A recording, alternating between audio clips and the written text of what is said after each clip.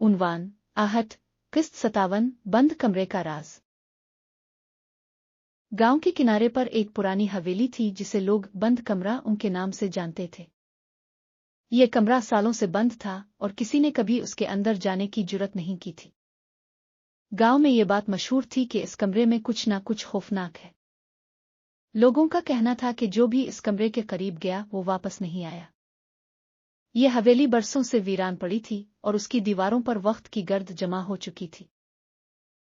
एक दिन गांव के चंद नौजवानों ने इस हवेली के अंदर जाने का फैसला किया। उनमें से एक नौजवान आमिर ने कहा, ये सब बस अफसाने हैं, हम जाकर देखते हैं कि असल में वहां क्या है। दोस्तों ने हिम्मत बांधी और रात का वक्त मुकर्रर किया कि वो हवेली में दाखिल होंगे। रात की तारीकी में वो सब हवेली के दरवाजे पर पहुंचे जहां हुआ में एक अजीब सा सुकूत था। हवेली का दरवाजा बहुत पुराना था, लेकिन जैसे ही आमिर ने इसे धकेला वो आसानी से खिल गया। दरवाजा खुलते ही एक सर्द हुआ का झोंका आया, जैसे हवेली ने उन्हें अंदर बुलाया हो। अंदर कदम रखते ही एक अजीब सी बिसांद और सर्दी का एहसास होने लगा। चारों तरफ धूल मिट्टी, टूटी फूटी चीजें और पुराना फर्नीचर बिखरा हुआ था। उनकी टॉर्च की रोशनी जैसे ही दीवारों पर पड़ी, हर तरफ कदीमी नक्शो निगार नजर आने लगे। ये जगह तो बहुत ही अजीब है, फराज ने कहा, जिसके दिल में खौफ छाने लगा था।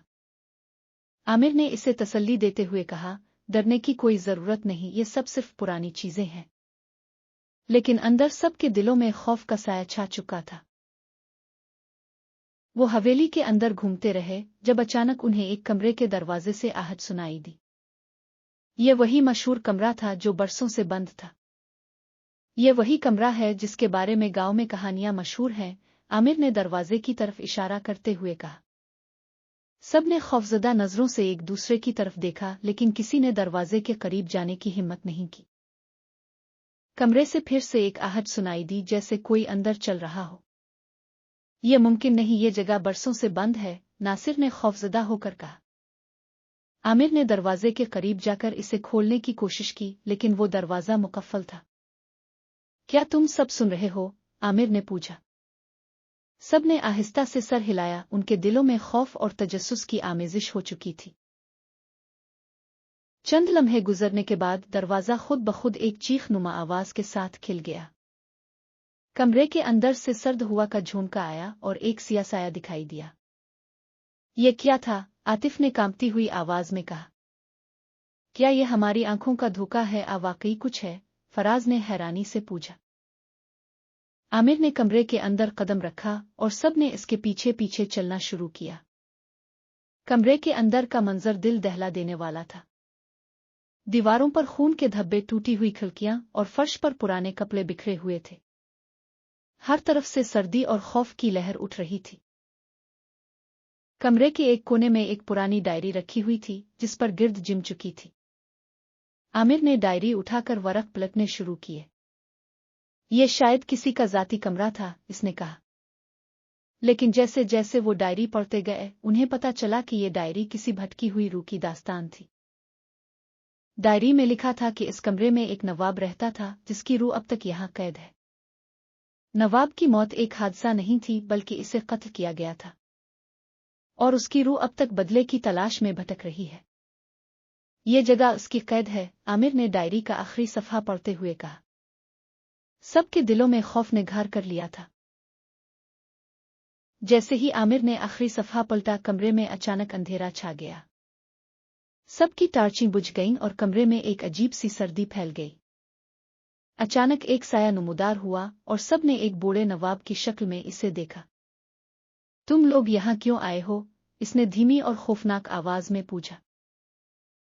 सबके दिल धड़कने लगे, कोई जवाब देने की हिम्मत न कर सका।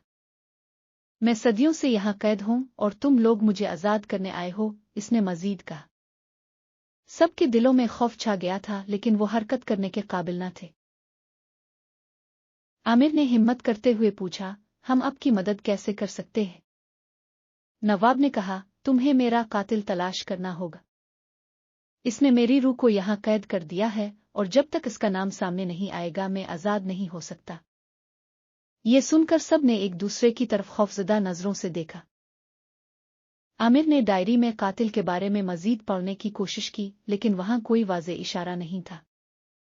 नवाब की रूह ने कहा, इसका नाम कमरे में छुपा हुआ है, तुम्हें इसे ढूंढना होगा।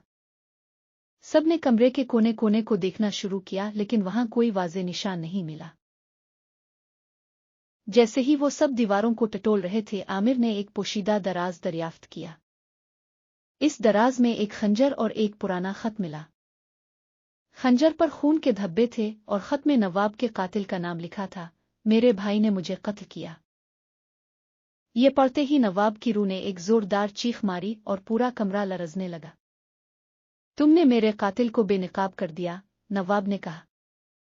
अचानक कमरे में रोशनी फैल गई और नवाब की रूह गायब हो गई। सब दोस्तों ने एक दूसरे की तरफ देखा, जैसे किसी भयानक ख्वाब से जागे हो। उन्होंने जल्दी से हवेली से बाहर निकलने का फैसला किया और दरवाजे की तरफ भागे। बाहर निकलते ही हवेली के दरवाजे बंद हो गए और वहां एक अजीब सा सुकून छा गया। ये वाकया सबके लिए एक सबक था कि माजी के राज हमेशा छुपे नहीं रहते। हर जुल्म और गुनाह का हिसाब देना पड़ता है, चाहे कितनी ही सदियां गुजर जाएं।